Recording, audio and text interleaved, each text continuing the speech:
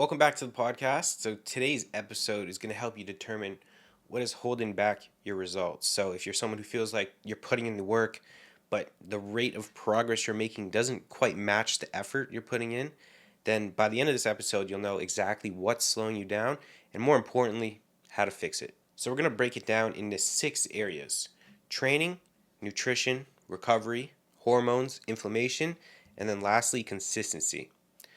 All right, let's get into it. So, is your training actually effective?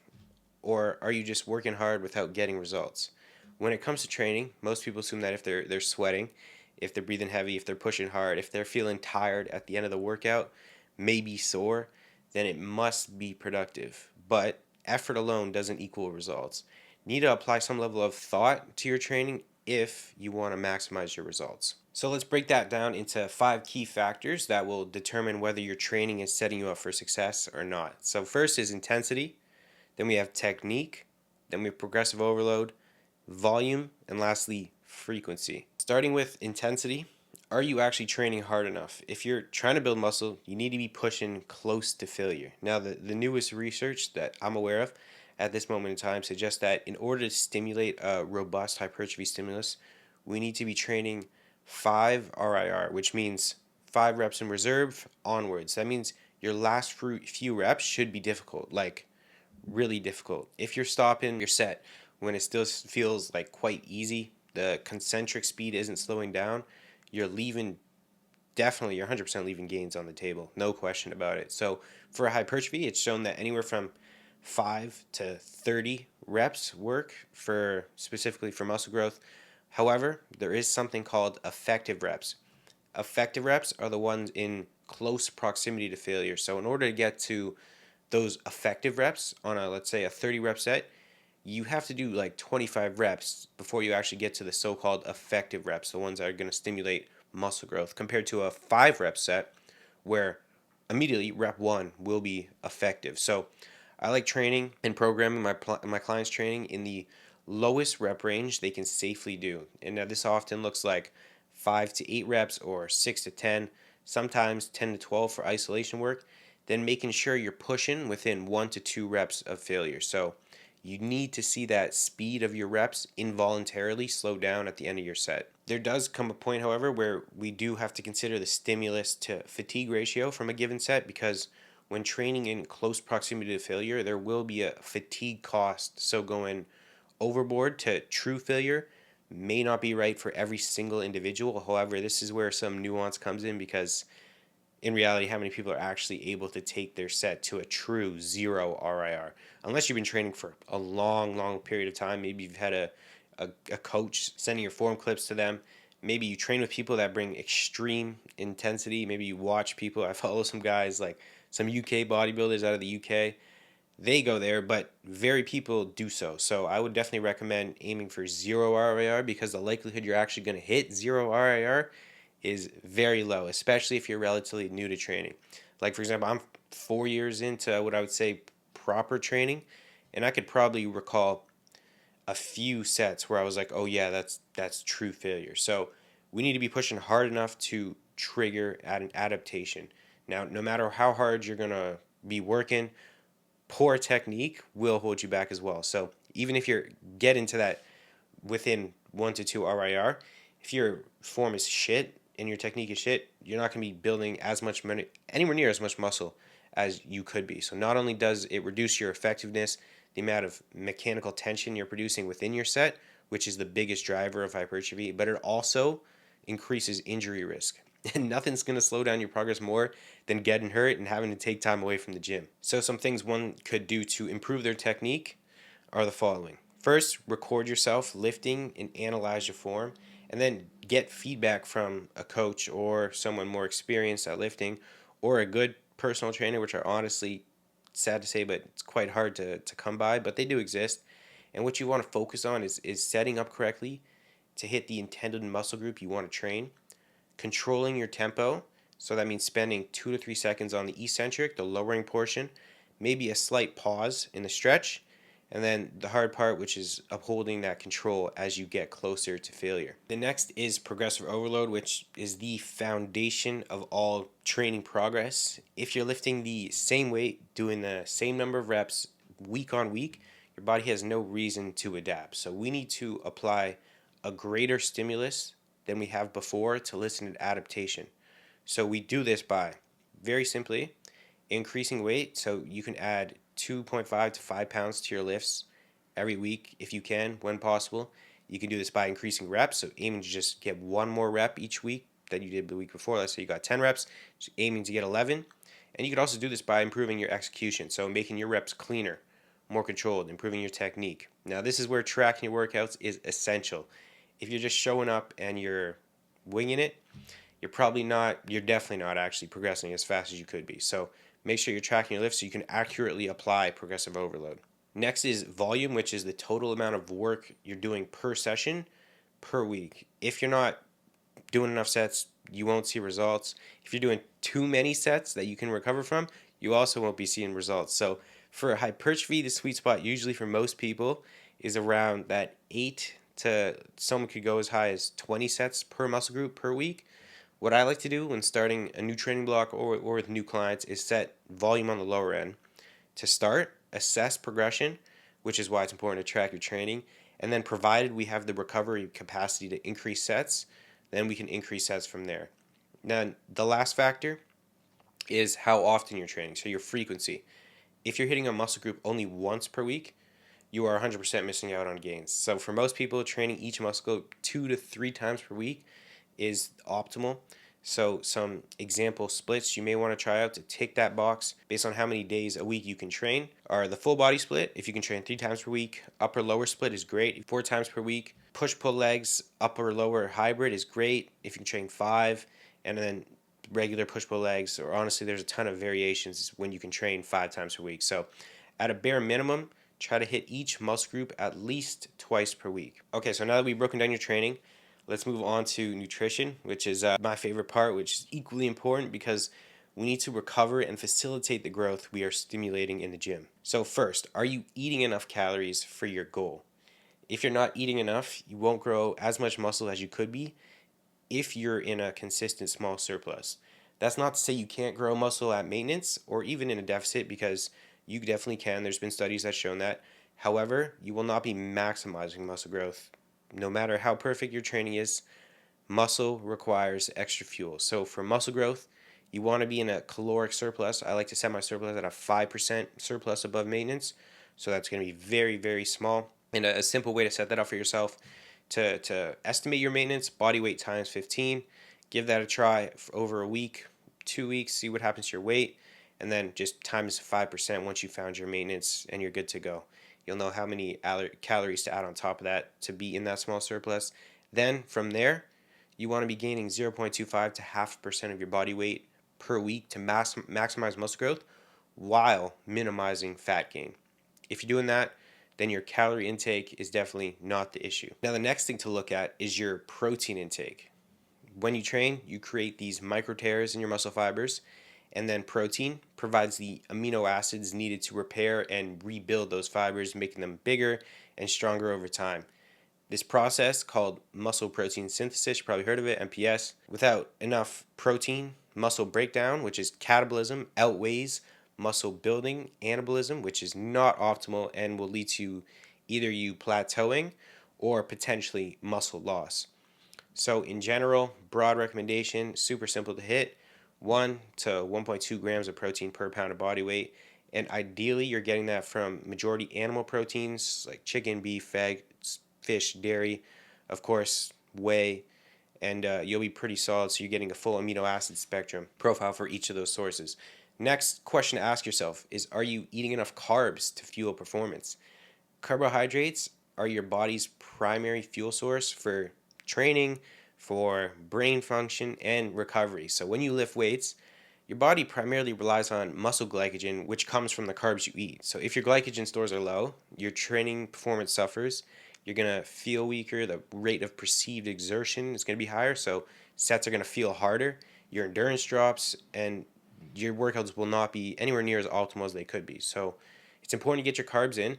Another note on carbs, they also fuel your nervous system.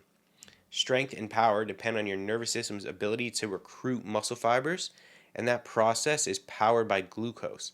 So, how do you know if you need more carbs? Well, if you're trying to gain muscle but following a low carb or keto or carnivore diet, you're making things a little bit harder than necessary for yourself. So, at a bare minimum, I'd look to eat 1 gram per pound of body weight of carbs.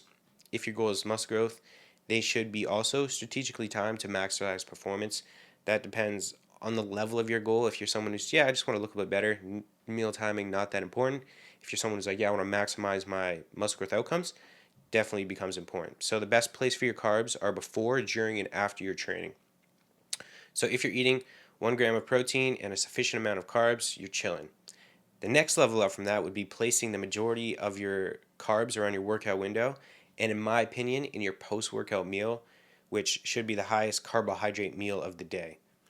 So once you've ticked off those boxes, your protein's on point, carbs are on point, calories are on point, obviously. We cannot forget about fats because fats are critical for hormone function, brain function, as well as overall health. So they play a massive role in regulating testosterone, estrogen, growth hormone, which are all essential for muscle growth, recovery, performance, you name it, honestly. So if you're cutting your fats too low, you're basically shooting yourself in the foot. Your hormones will drop.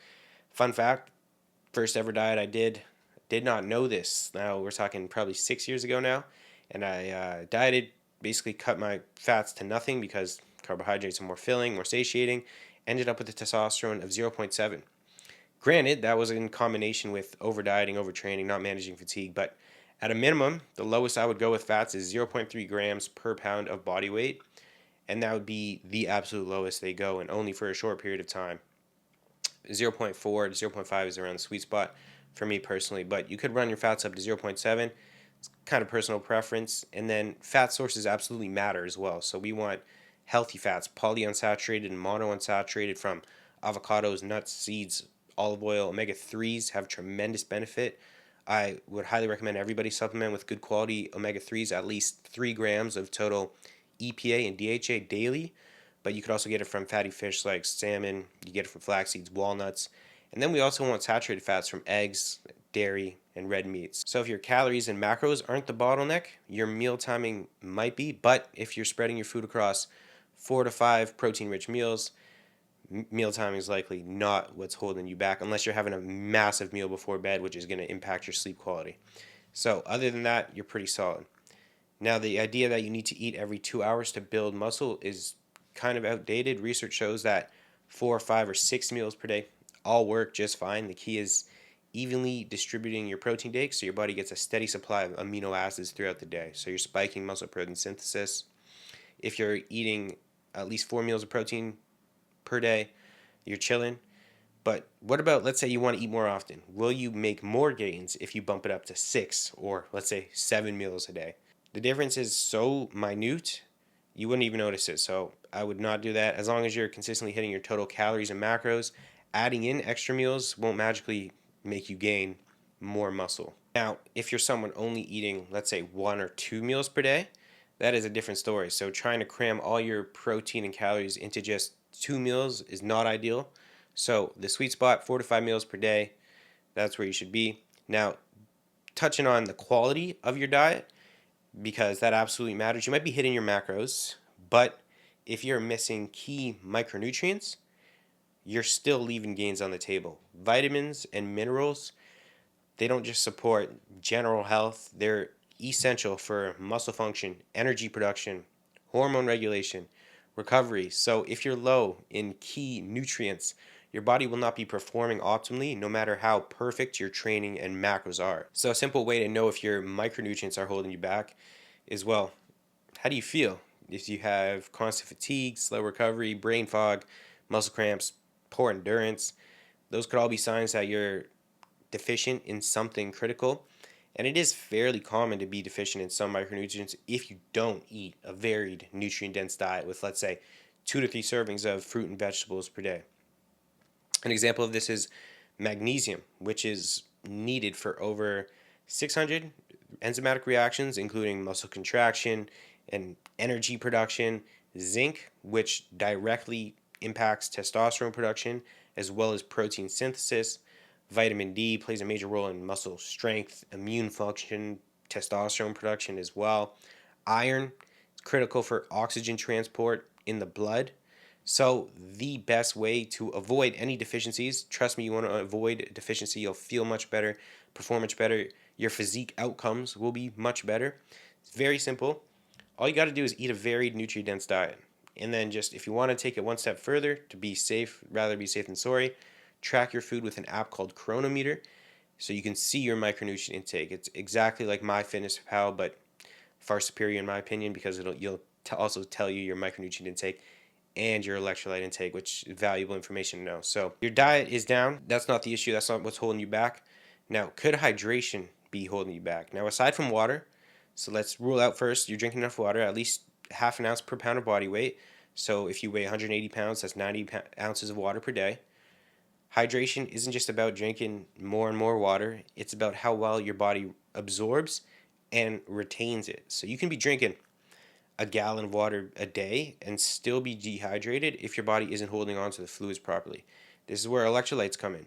Sodium, potassium, magnesium are extremely important, and they're honestly the key to real optimal hydration. So even a small drop in hydration can take a massive hit on your performance. 0.5% loss in body water increases stress on the heart. At a 1% loss, reduces aerobic endurance. 3% loss decreases muscular endurance. So now the end of that workout is starting to get real hard. 4% water loss, you're weaker.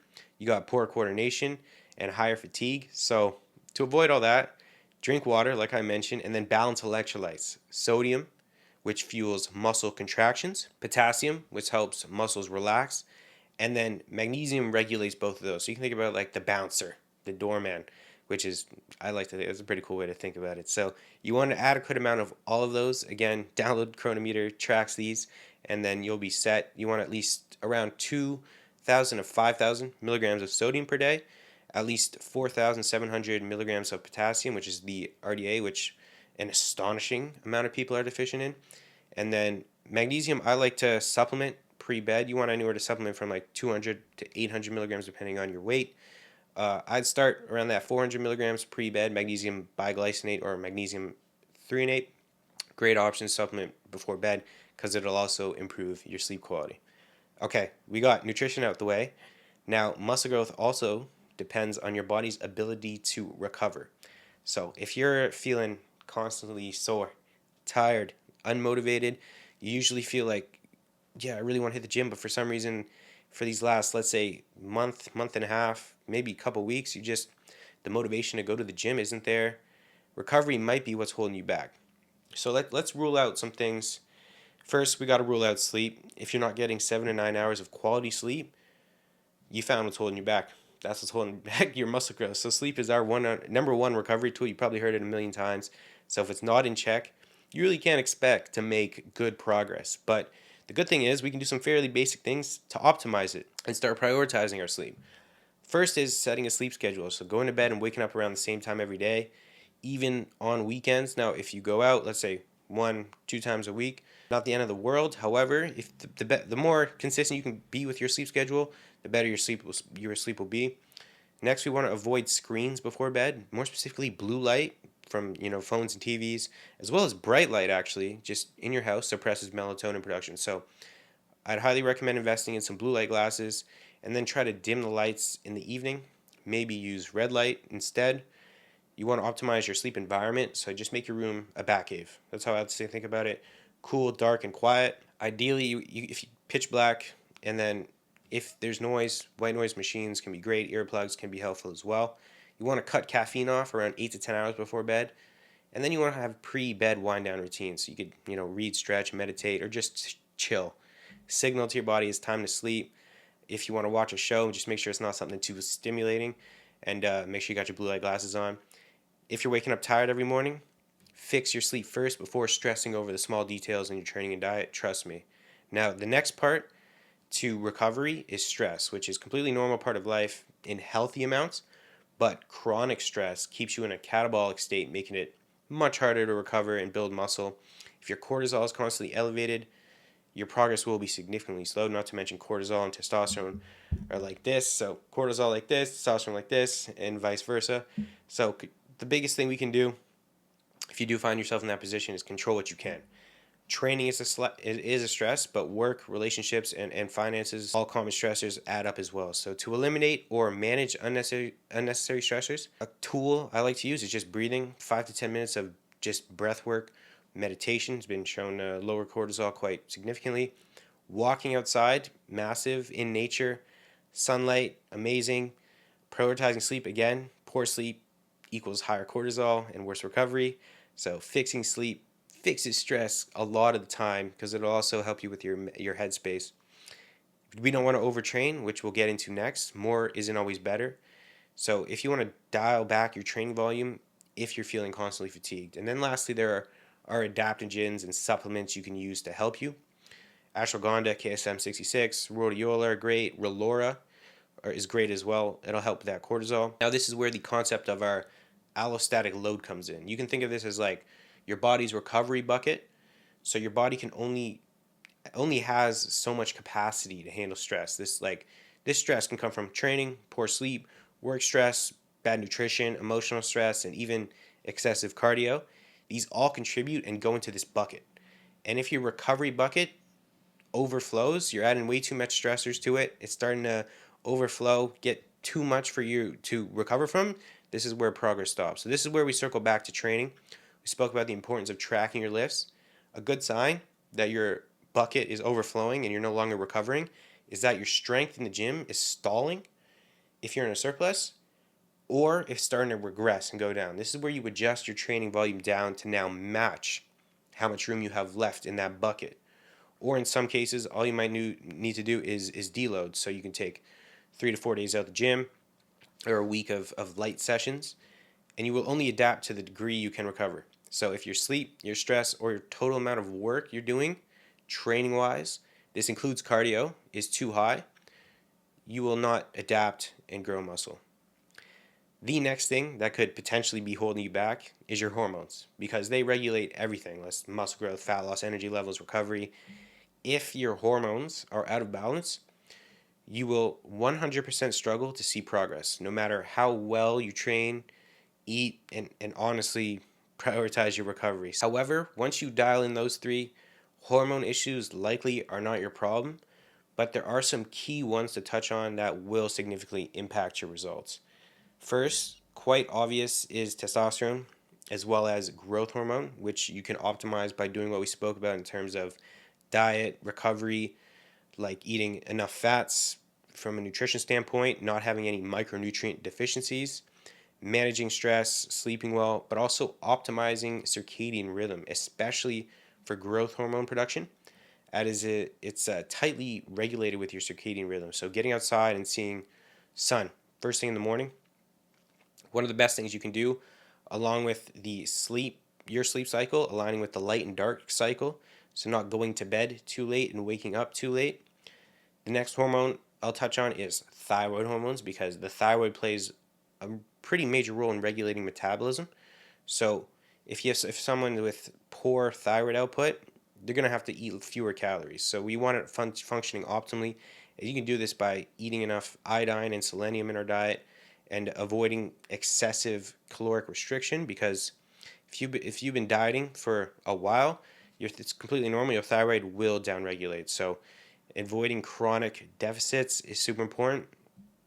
So as you can see, to optimize your hormones, it pretty much comes back to what we already spoke about regarding diet, sleep, recovery. So if you're checking those boxes, your hormones are likely not what's slowing down your progress. But another area I want to touch on quickly is also inflammation, because that will definitely hold you back as well. Now, inflammation is a necessary part of recovery. It's your body's way of repairing damage and growing stronger. But when inflammation becomes chronic, that's when it starts wrecking your ability to train, recover, etc. So not all inflammation is bad. That's important to note. Acute inflammation is essential. That's how your body repairs muscles, fights infections, adapts to the training stimulus. That is specifically why you don't want to hop in an ice bath post-workout, because you're blunting that inflammatory response that's needed to create that adaptation being muscle growth. So inflammation does drive muscle growth and recovery, but chronic inflammation is very different, which can be caused by a lot of poor sleep, too much stress, processed foods, a high processed sugar intake, because ultra processed foods drive gut inflammation, which then spills over into the rest of the body.